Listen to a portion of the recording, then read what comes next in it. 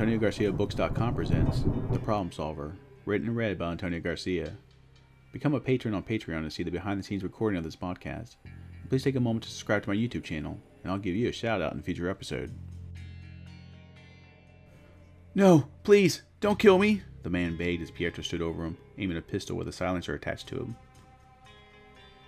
Pietro only took a moment to watch the man squirm and then pull the trigger. Pietro took out his phone and snapped a picture of the man who now lay dead with a single bullet hole in his forehead. He would need proof to collect the second half of his payment. Satisfied that he wasn't seen or heard, he put away his pistol, walked to his car, avoided any cameras that were in the area, and drove off. His phone chimed as he sipped his tea in the cafe. His payment had been received. He considered what he was going to do before he took another job. Maybe travel to Europe, maybe binge watch some TV. Killian took around-the-clock work to make sure it was done right. He found he actually had more difficulty thinking of what to do with the money he earned in the time between jobs than he had actually doing the jobs. "There's no rush," he thought, taking another sip of his tea. 3 weeks passed before he received a notification about another job, and he was ready. Italy was nice, but he never knew what to do with himself as he traveled. Relaxing didn't come easy to him. He clicked on the link that was texted to him and read the case file on his next target. He frowned. It had been a while since he had been given a job to assassinate a woman. It was his experience that females rarely did anything so horrible to require assassination. He never dug too deep to see why they had been chosen, but he figured it was due to an affair gone wrong, whistleblowing, or them having dirt on a powerful politician. He didn't care. A job was a job. When he read the section on how they would like her killed, he let out a light groan. They wanted her death to look like an overdose, which wasn't that bad, but they also wanted there to be signs that it had happened after a night of drugs and orgies. Disgusted, he almost turned the job down. The money was an outrageous amount that would mean he never had to take another job if he didn't want to, but it wasn't the amount that made him click the accept button. In his line of work, to decline offers often meant an end to future offers. There was a long line of assassins waiting to take his place, and he'd worked too hard to get to where he was now. Not to mention that oftentimes, declining offers could often lead to a hit being put on the hitman himself. Assassins of his caliber often knew too much to be left alive. No longer able to enjoy his tea, he put it down along with a 20 and walked out. He quickly drove to the hotel he was staying at, and once in his room, he opened his laptop and followed the link to the same dossier on his new target. It wasn't long before a picture of a beautiful 30-something woman showed up on his screen. He quickly browsed through all the necessary information he needed to accomplish his job. Listed was her home address, work address, a list of known hangouts, and more, all the way down to her driver's license number. Considering the way he was supposed to eliminate her, he would have to follow her for a few days, to learn her patterns enough to anticipate a good place to abduct her. Once he had her, disposing of her and setting up the scene the way they wanted it would be easy. "Shit," he blurted out, and slammed the laptop shut. He had now approached the closest he had ever come to turning down a job. He brought his hand to his face and pinched the top of his nose. "Why did they have to put that in the comments?" he thought. After he had reviewed all the important information, he had made the mistake of looking at the additional comments. This section was where they put the reason for the job. Most of the time he gave it a passing glance and would have done the same for this one, but one word stuck out and he was forced to read the entire entry. "Pregnant," he muttered. She had gotten pregnant by the wrong person, and now it was going to cost her her life. He had never killed a pregnant woman before. There were already certain rules he had laid down when he had first begun his profession, but that was limited to not killing children. He assumed pregnancy would fall within this rule, but apparently his employer did not agree. He considered writing his contact and explaining his reluctance, but already knew what the response would be. Maybe she's not too far along, he thought. If she wasn't, he hoped he would be able to justify following through. He decided to see for himself before he put himself in a predicament where his own life would be in danger. Sleep was restless that night, and when he woke up, he felt as if he hadn't slept at all. It took him a couple of days to travel back to the States and locate his new target. To his dismay, though she wasn't very far along, there was a small bump showing that she was indeed pregnant. His first instinct was to make the call to refuse the job, even if it meant an end to his own life. He wasn't a sadistic killer, he was a professional, and as such, he did have his limits. The thought of another assassin taking the job entered his train of thought, and he now made another decision. "Maybe there's a way I can save both our lives," he thought. Once he had decided to spare the pregnant woman, his mind switched gears. He now began to formulate a plan to fake the woman's death. He knew he wouldn't be able to save her without her being on board, but considering the alternative was death, he didn't foresee a problem. He started to track her, just as if he was going through with the assassination. Unaware to him, he was also being tracked. Watching Pietro through a scope, another assassin watched him with eagle eyes. His orders were clear. If Pietro failed to complete the assignment, he was to kill the target himself, and then Pietro. It was only a couple of days before Pietro had the woman's routines down. After work on the third day, when she left work, Pietro followed her closely.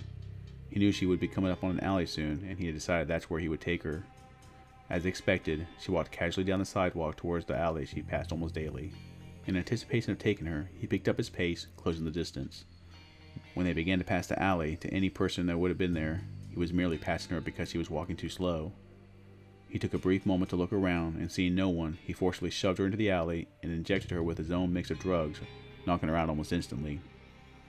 As quickly as he could, he threw her limp body over his shoulder and continued deeper into the alley where he had previously parked his car.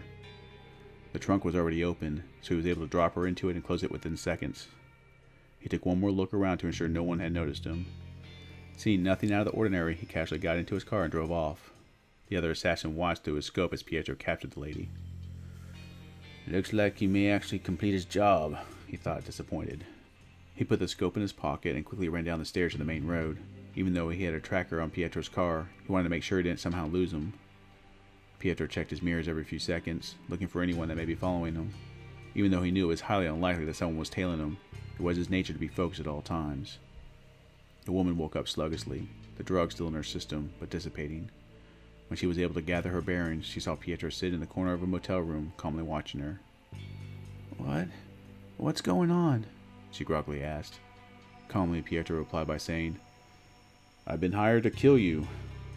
She still felt like she was in a dream. He could tell she wasn't fully grasping the situation. Not believing what she had heard, she tried to fathom what he was saying. "What do you mean, you were hired to kill me?" she asked. "Someone paid me to murder you," he replied, leaning slightly forward. The use of the word murder seemed to bring her back to reality more quickly, and she tensed up, starting to feel like a trapped animal. Not knowing what to do, she could only ask, "Why would anyone want me dead?" As if having a casual conversation with a friend, he said, "My guess would be because of the baby you're carrying. Does it belong to someone important?" Her fear briefly changed to anger, and then remembering that she was the hostage, turned back to fear. She didn't want to ask the question, but couldn't help herself. "Why am I still alive then?" she asked. "I think I would have preferred to have been killed while I was unconscious instead of whatever this is supposed to be." Pietro smiled at her courage and honesty. Anger was replacing fear once more. "Is this amusing to you?" she hissed. Not wanting to provoke her any further, he simply answered, "No." He could see the confusion in her eyes. "I'm hoping I don't have to actually murder you," he started. "But you must understand, if I don't kill you, they will kill you, and then me." Defiantly, she said, "Then get it over with." Pietro took a deep breath and tried to explain the best he could. "I don't want to kill you," he said. "But if I don't kill you, someone else will." He let that sink in a bit and then continued. "The only way for both of us to survive is for us to fake your death."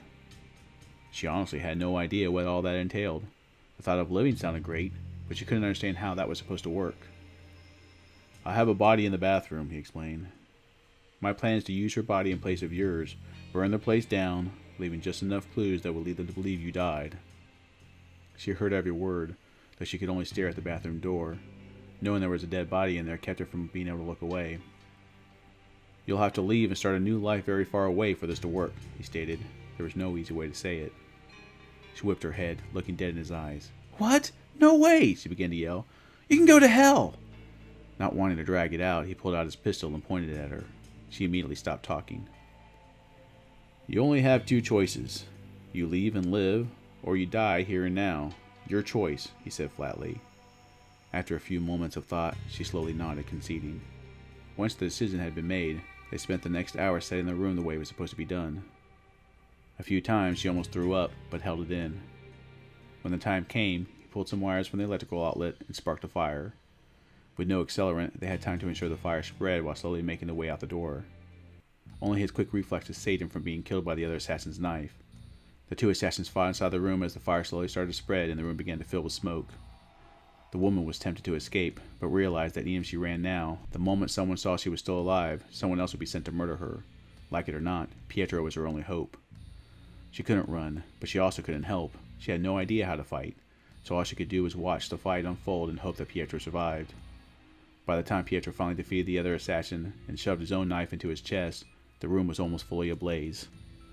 Seeing the other assassin dead, Pietro wasted no time. He grabbed the woman by the arm and half-dragged her out of the door.